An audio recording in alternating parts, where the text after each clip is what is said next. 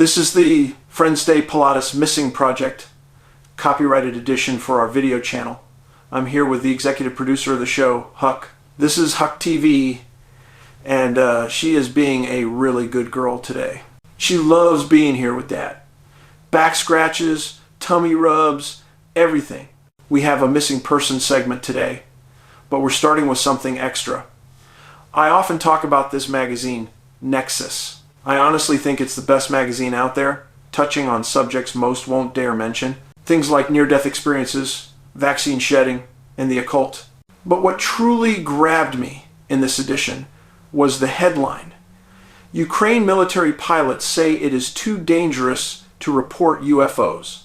The article details the chilling secrecy, fear, and censorship surrounding unidentified aerial phenomena, not just in former Soviet states, but everywhere. Back in 2010, pilots who had served in the Soviet Air Force revealed details about the instructional memo.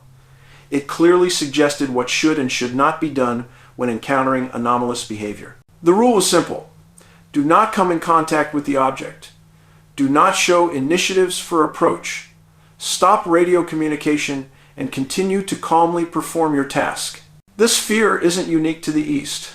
Years ago, an Air Force major told me at a conference that in the early days in the U.S., when fighters went up to intercept these things, if the fighter was armed, it often never came back. There are many examples of this, including the jet that took off over Lake Superior and vanished forever. The Ukrainian pilots noted a severe risk for those who witnessed UFOs. They risked losing their jobs, being sent for a medical examination, and being diagnosed with recognized mental abnormalities. People hid the truth, fearing for their future. How different is the reality for Western pilots? They see what we call UFOs in the sky all around them, but are afraid to report it for similar reasons. And that, friends, is how the official word keeps the UFO issue silent.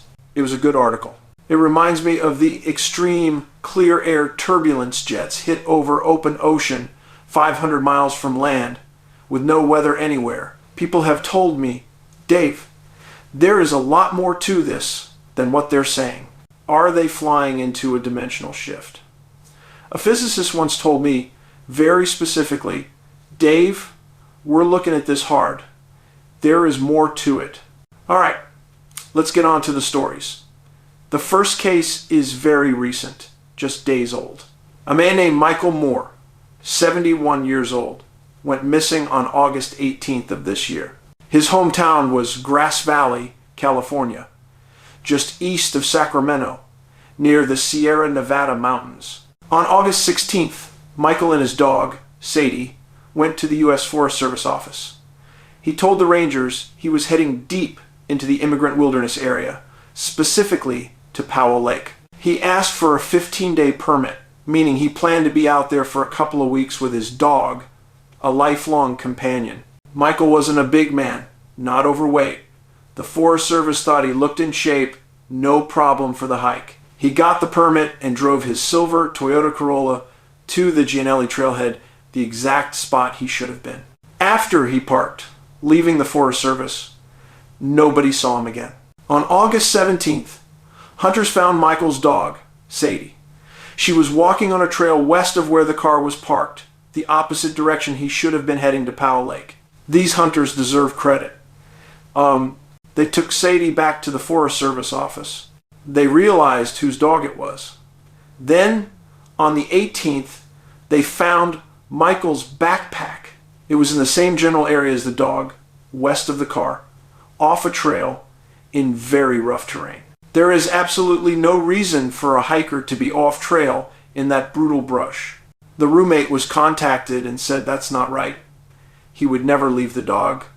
He would never leave his backpack.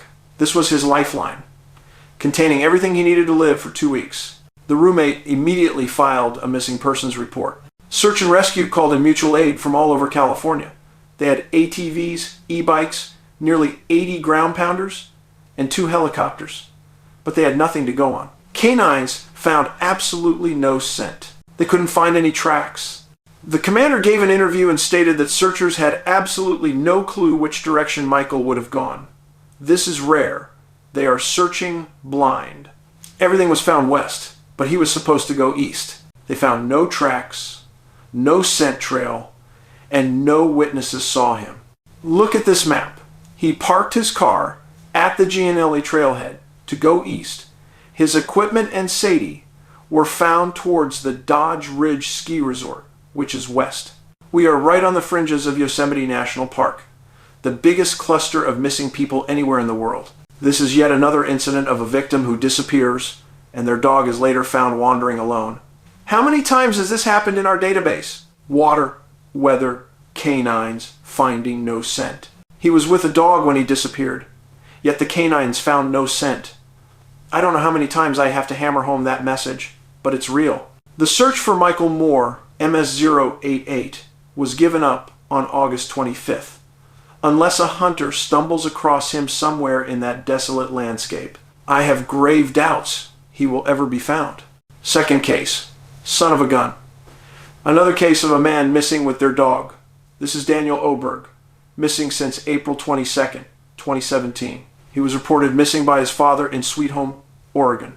Daniel loved the outdoors. He spoke about spirituality and finding yourself on his social media. The last confirmed sighting of Daniel was exiting a Safeway store with a friend. They walked to his car, and there was a male inside that the friend couldn't identify. But inside the car were Daniel's two dogs, Misa, the mother pit bull, and her puppy, Kota. Daniel's father found his car gone and reported him missing. Hours later, the car was found at milepost 13 outside of Marcola, Oregon. It was up a slight hillside, stuck in the mud. The Lane County Sheriff's Office issued a press release saying Daniel went camping with friends. That was a pretty big mistake. Daniel's father quickly got online and said, "No, that's not true. His camping gear was left at his house, but he left with his fishing gear." His car was found parked right next to the Mohawk River, a stocked fishing spot, but his two dogs were gone. That is not a good sign. During the initial search, the puppy, Kota, was found near mile marker 12. Searchers were able to get him. But the mother, Misa, had been seen in the area. She couldn't be caught. 11 days later, Misa was finally stopped and caught near the same spot. She was reunited with her pup. Again, we come back to the same terrifying question. What caused Daniel to be separated from his two pups? He loved those dogs. They were all over his Facebook page. There were rumors about this case, and they weren't good.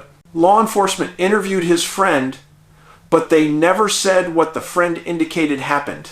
The sheriff's office never changed the status of the case to suspicious circumstances. If an officer suspects foul play, they list it as suspicious.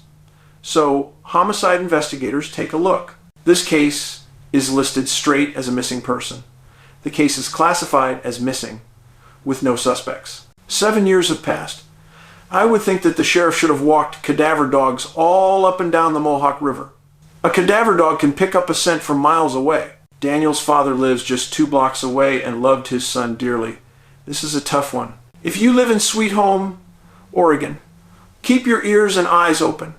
I think somebody knows something about this case. I would be very interested to know what the friend had to say happened after they left that Safeway store.